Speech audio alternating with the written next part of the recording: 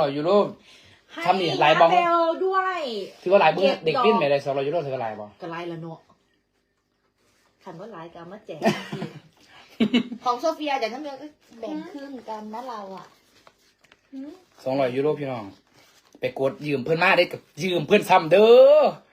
พยาบาลฟินแลนด์ มาหอดไปแล้วบ่มีอันได้ยืมก่อนเด้อเพราะว่าอันบัตรกดบ่ได้ก็สิ ขอบคุณค่ะ ขอบคุณค่ะ มีแต่ออสตาเมคอัพร้อง หนูจะซื้ออะไรคะ ว่าเต็ด จะซื้อลาเต็ด Kiitos ไหนโชว์ตังค์สิโชว์ตังค์สิไหนโชว์ตังค์สิได้ตังค์เท่าไหร่ ไม่เข้าใจ แบ่งกันเนาะก็เลยขึ้น uberta ko enää อึ้มอะไรตากว่าไทยแต่ tosi vähän ตัวชีวะฮันผู้อลิกัสนาเบลกันซันอีหยาบ ปาดพี่รองเท่าไหร่ โอ้ เท่าไหร่มันบาทมันยูโรเท่าไหร่ซุมื้อนี่ รู้สึกว่า16,000เลยก็ที่เราดูไงโอ้เด็กๆมีตาแล้วเว้ย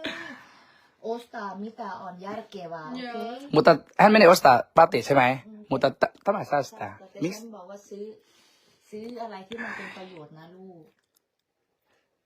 ซื้ออะไรที่มันเหือเกลือ อย่า Joo ซาสาวะฮะ Joo เก่งมาก โกตาปาเซโยเกซาโตยหิน โอมาราหาซิเตนเตียนนะเตียนนะให้มันได้หลาย ala กว่าพีบี ala hukkaa เด้อพอที่ไปใส่